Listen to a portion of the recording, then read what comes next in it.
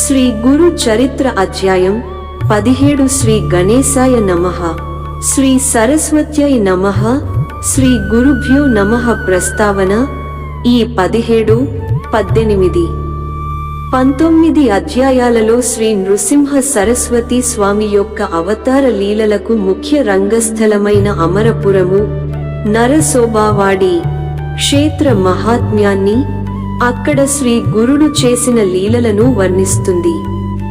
ఆయన ఒక మూర్ఖ బ్రాహ్మణుని తలపై తమ చేయి పెట్టి సకల విద్యాపారంగతుడుగా చేశాడు. ఇలాంటి లీల శ్రీ స్వామి సమర్థులు 1856 నుండి 78 జీవిత చరిత్రలో చూడవచ్చు.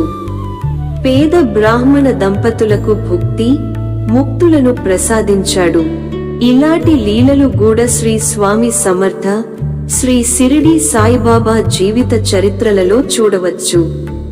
గంగానుజుడనే భక్తుడి చేత క్షణకాలంలో త్రిస్థలి, కాశీ, ప్రయాగ, గయ క్షేత్రాల యాత్ర చేయించాడు.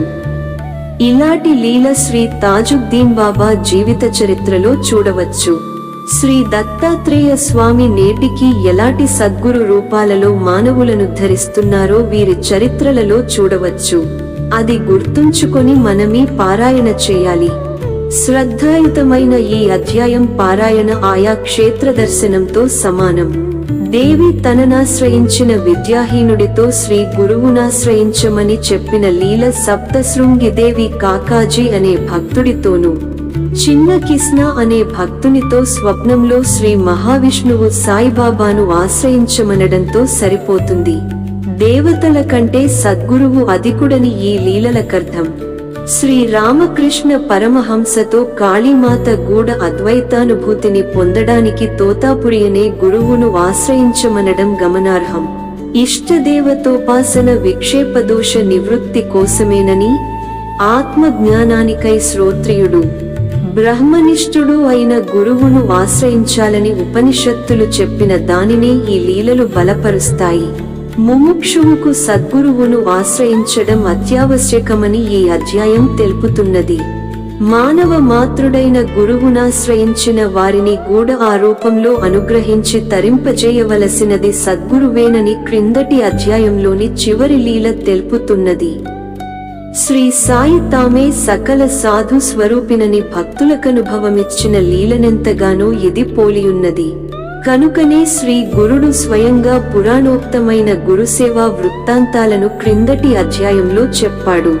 కథారంభము సిద్ధముని ఇంకా ఇలా చెప్పారు: నాయనా, మబ్బు వేసే ముందు చల్లని గాలి వీచినట్లు గురుకథ వినడంలో నీకు, అది వినిపించడం వలన నాకు ప్రీతి కలుగుతున్నది. శ్రీగురుని భక్తుల పాలిట కామధేనువు, కల్పవృక్షము అయిన ఈ శ్రీ గురుచరిత్ర చెబుతాను విను. శ్రీ గురుడు కృష్ణాతీరంలో బిల్లవటి వద్దనున్న మేడి చెట్టు దగ్గర శాస్త్రోక్తముగా చాతుర్మాస్యం చేశారు. అది వినగానే నామధారకుడు నమస్కరించి, స్వామీ, భగవంతుడైన శ్రీగురుడు తపస్సు, అనుష్ఠానము ఎందుకు చేశారు? అందరికీ అన్నీ సమర్పించగల ఆయన భిక్ష చేసుకునడమెందుకు అని అడిగాడు.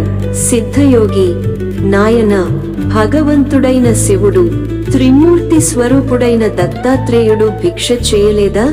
మహాత్ములు తీర్థయాత్ర చేయడము, తపస్సు చేయడము గాని, భిక్షమెత్తడం గాని భక్తులను ధరించడానికి, సాధకులకు సన్మార్గము తెలియజెప్పడానికి మాత్రమే చేస్తారు. అలానే శ్రీగురుడు గూఢ భిక్షావృత్తిని స్వీకరించారు. భక్తానుగ్రహార్థమే శ్రీగురుడు కాలగతిలో మరుగుపడిన ఉత్తమ తీర్థాలనెన్నింటినో తిరిగి ప్రకటం చేయడానికే తీర్థయాత్రలు చేశారు. కేవలం లౌకిక సుఖాలను మాత్రమే ఆశించే మూర్ఖులు, స్వార్థపరులు తమనాశ్రయించకుండా చూచుకోవడానికి ఆయన కొంతకాలం గుప్తంగా ఉన్నారు. కాని సూర్యుని తేజస్సు, కస్తూరి వాసన ఎలా దాగి ఉండలేవో అలాగే శ్రీగురుని మహిమ కూడా ఒకనాడీ విధంగా వెల్లడైంది. కరవీరపురంలో వేదశాస్త్ర పురాణ పారంగతుడైన ఒక బ్రాహ్మణుడుండేవాడు. అతడు కన్వసాఖీయుడు. మహాపండితుడైన ఆయనకు ఒక కొడుకు పుట్టాడు.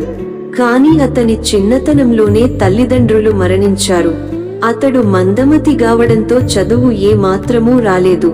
మేనమామ గ్రామస్థులతో గలిసి అతనికి 7 వసంలో ఉపనయనం చేశాడు. కాని మతిమరుపు వల్ల అతడు గాయత్రీ మంత్రానుష్ఠానం గూడ చేయలేకపోయేవాడు. ఉపనయనం చేసిన 1 సంవత్సరం ఒకటి. అదే నేడు ఔదుంబర్ గా ప్రఖ్యాతమైన దత్తక్షేత్రము. రానికి మేనమామ గూడ మరణించడంతో అతడు అనాథుడై భిక్షకెళ్ళేవాడు. ఊళ్ళోని జనం అతనిని, ఒరే మందమతి, అంతటి మహాపండితుని పేరు చెడగొట్టిన నీవు ఎందులోనైనా దూకిచావరాదా? నీ జన్మం వ్యర్థం. విద్యావంతుడు వయస్సులో చిన్నవాడైనా అతనెక్కడికి వెళ్ళినా సోదరునివలె విద్య అతని వెంట నుండి అతనికి కీర్తి, గౌరవము లభించేలా చేస్తుంది. అతని శరీరంలో సర్వదేవతలు నివసిస్తారు గనుక అతడు వయోవృద్ధులకు గూడ పూజనీయుడే. విద్యలేనివాడు వయస్సులో పెద్దవాడైనా అతనినెవరూ ఆదరించరు. విద్యలేని నీవు పశువు కంటే హీనం అని హేళన చేసేవారు. అతడందుకు బాధపడి, అయ్యా, మీరు చెప్పినది నిజమేగాని నేనేమి చేయగలను? పూర్వజన్మలో నేను విద్యాదానం చేయలేదు గాబోలు, నాకీ దుస్థితి ఏర్పడింది. దయతో నాకు విద్య అలవడేందుకు ఉపాయం చెప్పండి అని ప్రాధేయపడేవాడు. అతనికి విద్య చెప్పి చెప్పి విసిగిపోయిన ఆ విప్రులు, నీకిక జన్మలో విద్య రాదు. నీవు భిక్ష చేసుకుని బ్రతకడానికి గూడ పనికిరావు. నీ వలన నీ వంశమే భ్రష్టమైంది అని నిందించేవారు. ఆ పిల్లవాడు తన దుస్థితికి నిస్పృహ చెంది ఇల్లు విడిచి బిల్లవటి చేరి కృష్ణానదికి తూర్పదిక్కున ఉన్న భువనేశ్వరీ దేవిని దర్శించి అక్కడ ప్రాయోపవేశం ప్రారంభించాడు. అలా 3 రోజులు గడిచినా ఆ తల్లి దర్శనమియ్యకపోయేసరికి అతడు పట్టరాని కోపంతో తన నాలుక కోసి దేవి పాదాల వద్ద పెట్టి, అమ్మా, నీవు గూడ నన్ననుగ్రహించకుంటే రేపు నా తల నరికి నీకు సమర్పించి నీ ఎదుటనే ప్రాణాలు విడుస్తాను అని చెప్పుకున్నాడు. నాటి రాత్రి దేవి అతడికి కలలో కనిపించి, నాయనా, నాపై అలుగవద్దు.